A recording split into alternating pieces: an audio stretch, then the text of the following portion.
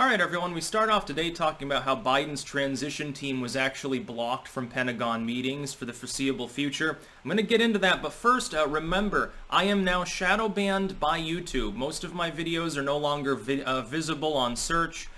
If a person goes to my channel logged out, they don't see most of my material. People aren't getting notifications. I've had reports that people are getting randomly unsubscribed. If you want to help me fight back against the censorship powers that be, please share this or one of the other uploads that I make each day out on another platform where searchability is higher, like Twitter, Facebook page, whatever, or consider following me on other sites. If you're watching this on YouTube, you can go to the description. I'm on BitChute, I'm on Dailymotion, I'm on Rumble, and I'm on Odyssey.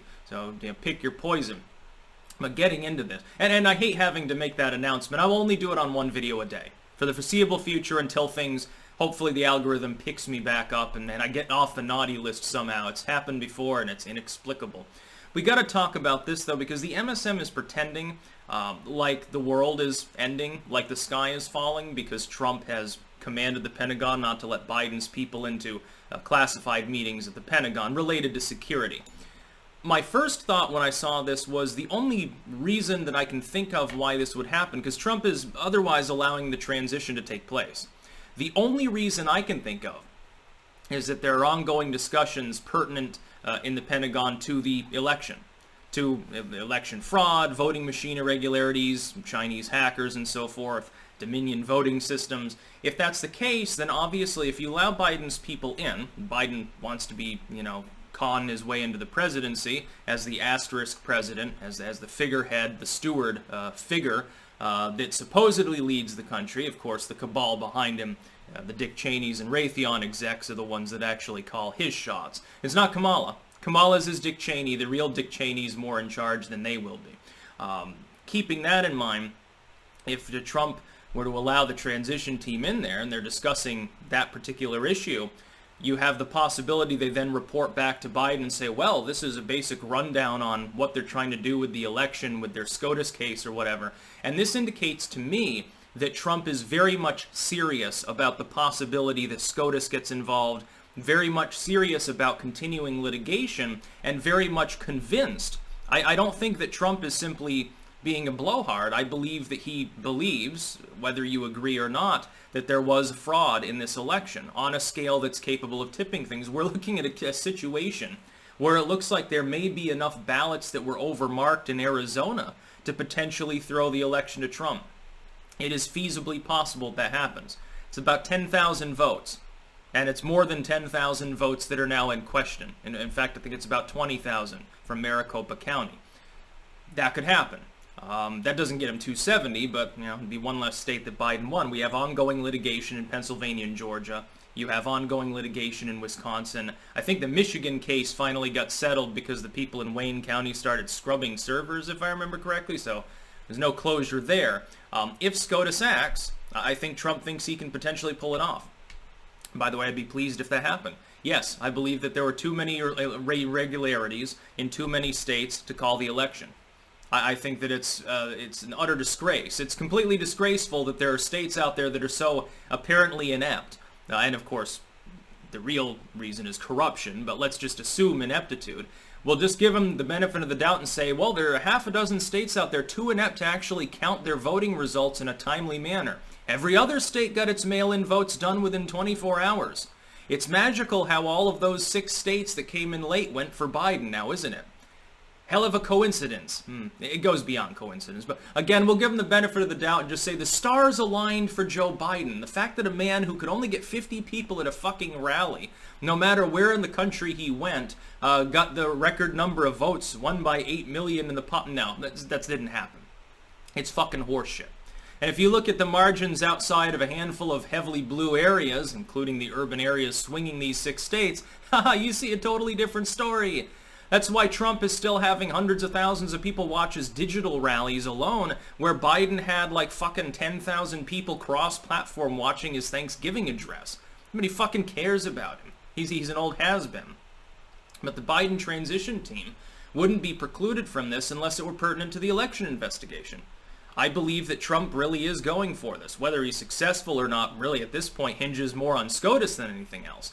It's just like the electors in a plurality of states giving him 270, which is what he needs, have already pledged for Biden. The only final stopgap would be those state legislatures acting to throw those electors to the side, toss them aside, and get a new elector body in, which they can do. I don't know exactly how they do that, or if it's based on the states, like one state does it in one way, another state does it in another. I'm not sure if there's any uniformity. I do know that in Pennsylvania and Georgia specifically, which gets Trump within a razor's edge of 270 right there, there is scuttlebutt about that from their House bodies, which are Republican. If that happens, and Arizona's votes are overturned by SCOTUS, Trump gets reelected. It is possible, and if he didn't think so, he wouldn't be doing this. The idea that Trump just bullies people around for no reason has always been false. I know he has the blowhard persona, but he wouldn't be operating in this manner, in which he's giving the MSM something to bitch about. And even people that are, fence sitters, independent voters, when they say, oh my God, the incoming president won't be briefed on national security matters, it'll take him time to compensate, there'll be a blind spot that our enemies might exploit, that's pretty heavy hitting. You wouldn't hand, I think, if you had any strategic sense, and Trump clearly does, that kind of quiver full of arrows, it's more than one arrow, it's more like a ballistra, to your enemy, unless you had some particular reason for doing so. I think the legal cases persist. We'll see if SCOTUS gets involved, basically. They're still begging Clarence Thomas to sit it out if it goes before SCOTUS. Whoa, Biden called you a rapist, basically, so you should recuse yourself. Even if he did, I think it might be a 5-3 decision in favor of Trump over Arizona specifically. I think that Roberts would have a real hard time going neocon on that one, even if he wants to. I think the conservative justices would be looking daggers at him the whole time and daring him to abstain. And the Biden transition team doesn't even need the updates. Look, here's the reality of government. Reality over what it should be. What it should be is what's at the Pentagon should be at the Pentagon, and only people with clearance should see it. The reality, though, is that various politicians and officials that technically shouldn't have any security clearance at all, they still hear the scuttlebutt around the water cooler, so to speak. Do you actually think that the people who go to those meetings don't have ties to and don't relay information to when they think it's pertinent executives in arms companies and in tech firms, Silicon Valley giants, various lawyers and accountants and so forth? Of course they do. Their own families have access to security clearance guarded state secrets, at least to some degree. Loose lips sink ships, but I mean, everybody talks once in a while. It's the old saying, two can keep a secret if one of them is dead. Do you think that the people going to the Pentagon meetings don't, have ties to the same corporations that by and large supported Joe Biden? Again, including all the tech firms and stuff. Jack Dorsey probably has reams of classified information he's not supposed to have. So does Pichai and all the others. So it's a complete bullshit that it's going to endanger the nation. Oh my God, Vladimir Putin just invaded Alaska because Joe Biden had to wait a couple days after inauguration to know that the Russians were planning an invasion. Oh my God, Trump is staging the death of the United States. See, this is spy versus spy nonsense. It makes for good novels and good movies, but it's not really the way statehood works. A lot of it's very boring. That's about all.